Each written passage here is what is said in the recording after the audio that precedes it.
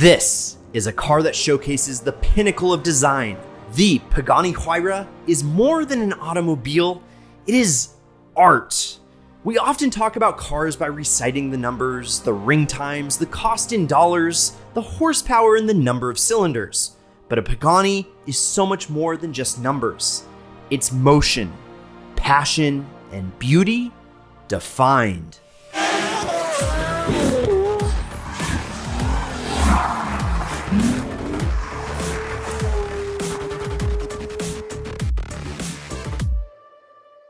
This has got to be one of my absolute favorite cars. Even the name is fun to say. Huayra. Not only is it one of the fastest cars around the Top Gear test track, an incredible testament to the performance of this car, but when I think of what an exotic interior should be, well, it's this. What I really love though is that the Huayra isn't like modern hypercars. It's not some computer-controlled space-age electric-assisted robot on wheels. Nah. While Ferrari was out there bolting leftover Tesla parts to their cars, Pagani was busy doing one thing, making the Huayra perfect. See, that's the core of Pagani. You start with a basic car. In this case, the Huayra came out back in 2011.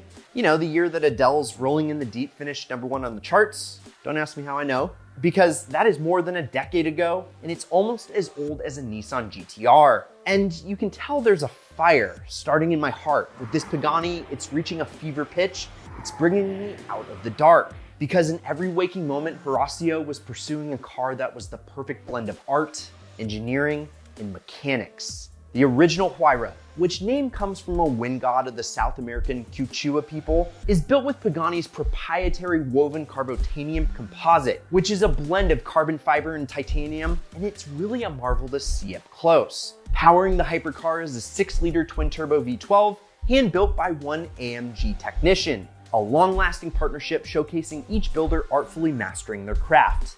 This masterpiece was followed by the Huayra BC, which is the track-focused version, and is named after the late Benny Caiola, a friend of Horacio Pagani, and coincidentally, the very first Pagani customer. La Huayra BC è la tua macchina, te la dedico col cuore. Then you have the Huayra Roadster BC, which is again an absolute triumph in design, but this time it was topless. Then the Tricolore, which is ready for takeoff with the unmistakable design language inspired by the Amarchi jets and perfectly blends in aeronautical science. And then the R, which is essentially the spiritual successor of the absolutely insane apex-slaying Zonda R. Each one faster and more insane than the last.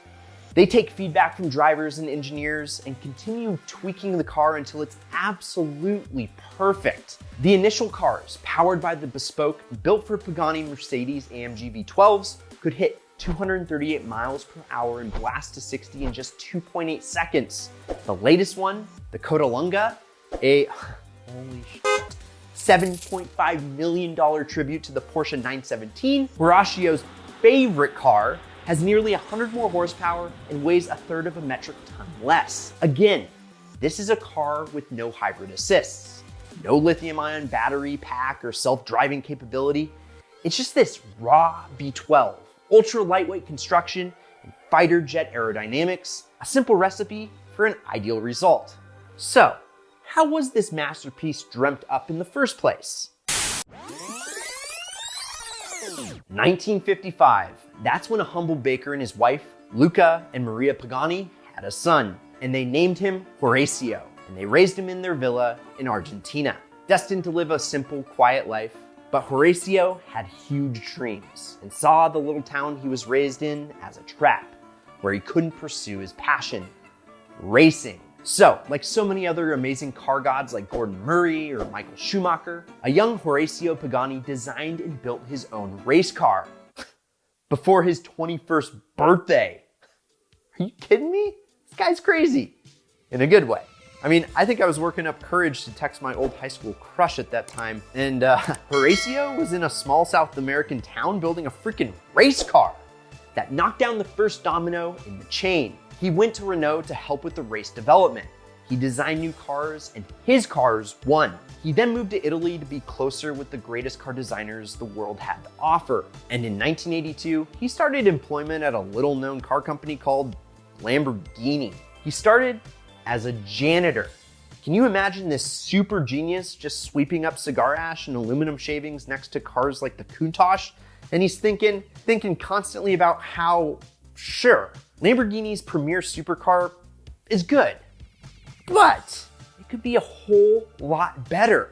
So in 1987, he got his chance to prove it. Horacio has risen through the ranks and worked his way all the way up to chief engineer. Coincidentally, right at the same time, the Countach was ready for a refresh. And in 1988, for Lamborghini's 25th anniversary, they made a special edition Countach to celebrate.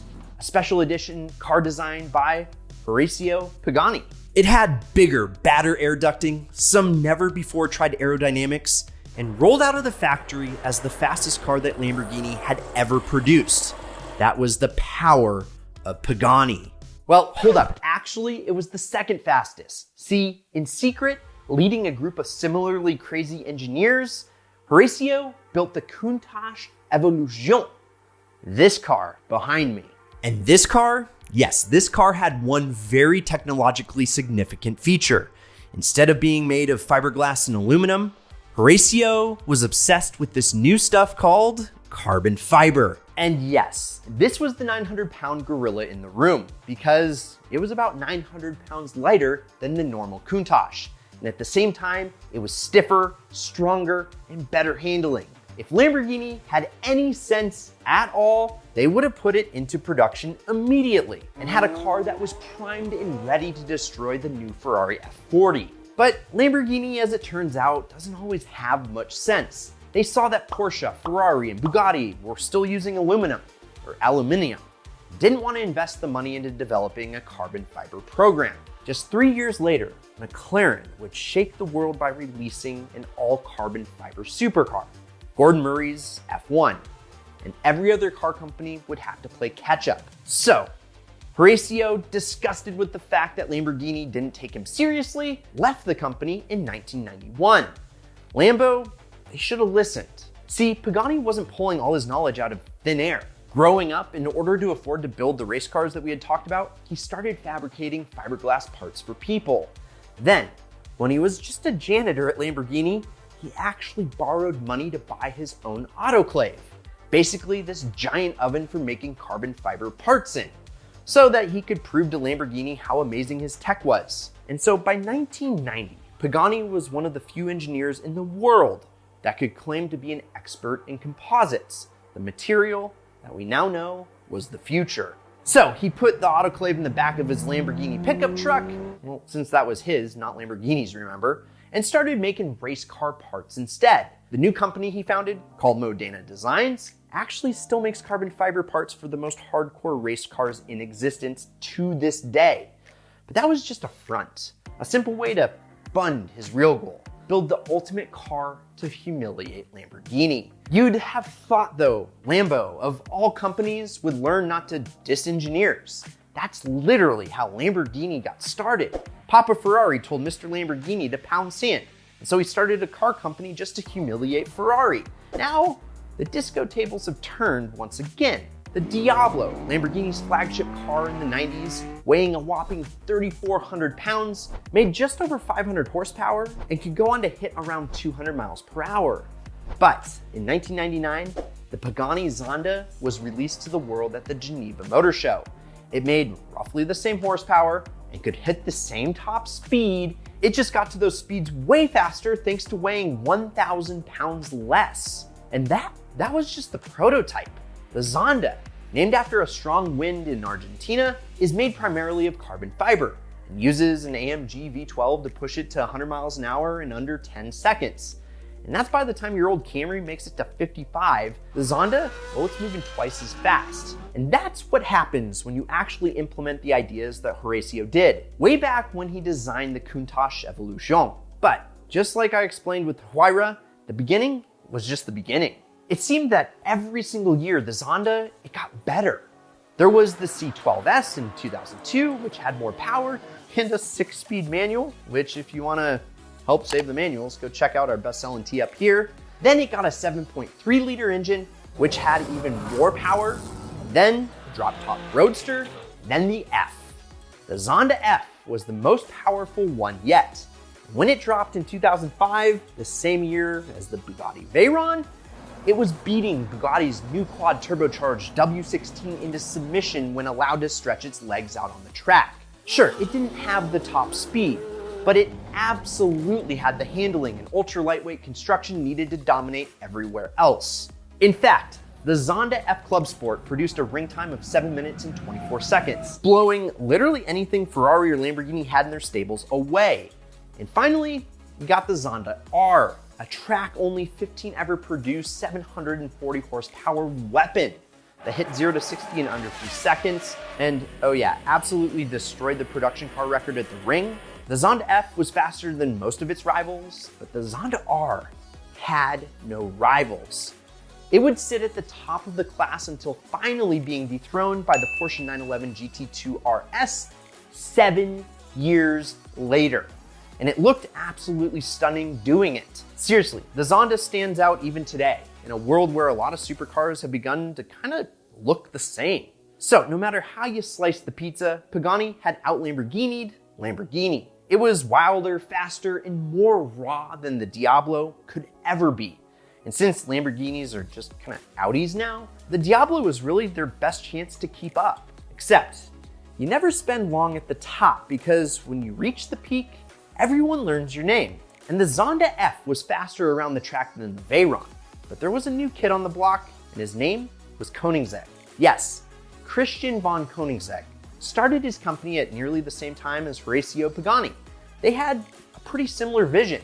Futuristic cars made with space-age technology that focused on speed. And the CCX was right there on the tails of the Zonda. Together, they pushed the old guard forward. These hot new car companies opened a terrifying door and ushered in a new breed of car, the hypercars. So you're probably thinking, what possibly could they follow that up with? Well, the Huayra. That's what. The Zonda was named after some wind. Huayra, though, that's the god of wind. When the Zonda could evolve no more, Pagani was ready with new, never-used-before composites and a couple of turbos. The Huayra sits amongst the gods of the performance car world, with other titans like the Bugatti Chiron and the Koenigsegg Regera. Each of them have been Hypercar of the Year. And as to which one is fastest, well, it all comes down to the nut behind the steering wheel. But if you ask me, the Huayra, it's the one to have. The Koenigsegg, it's super cool, but it's a hybrid. It's full of driving aids. It's got a fancy dual clutch, and honestly, it looks more at the future than the absolute pinnacle of what we have today. The Chiron, well, it's almost cliche. I mean, everyone knows that a Bugatti's fast, but it's also heavy and relies purely on brute force to get by. The Pagani, though. Oh, baby, the Pagani, though. It's a pure driver's car. The single disc clutch saves weight and lets you feel every piece as it slides through the gears. Its rear-wheel drive has almost no input lag and is, well, frankly, the most exciting and exotic to look at. Perhaps the only criticism is that it's a bit old now. Koenigsegg has gone through 3 generations since the original Huayra came out, and even Bugatti is looking into the future. Good news, then. Pagani believes this car, the C10, the car that will succeed the Huayra, will be revealed in the next year. And honestly, we don't know much about it, other than that it will still have a V12 AMG power plant. No soulless electric motors here, that's for sure. After all, Horacio is still out there, and he doesn't want the quickest car. Hell, the Zonda's incredible speed was just an accident. He wanted to prove that carbon fiber, it was the future. Now, he just wants to build a car that's the celebration of what a car can be. He wants to focus on lightness, engagement, and pure thrill. And I think I'm speaking for everybody in the room. We can't wait. In the late 80s, Lamborghini had gold on their hands. Or it could have been white stuff, who knows. At that time, they could have toppled Ferrari. They could have maybe even beat McLaren to the punch. Instead, a bunch of stuffy executives that had lost their way told a man named Horacio, no, we don't care about your carbon fiber. Nowadays, you need more than $2 million just to get on the waiting list for a Pagani, and they are the standard that all other cars in the space measure against. So we hope you enjoyed this overdrive on one of the most influential companies of the modern era. Feel free to check out our overdrive starter pack up here, or check out what YouTube wants you to watch next down here. I'm Brad, this is Ideal, and promise me one thing, let's keep living the ideal lifestyle, Pagani style.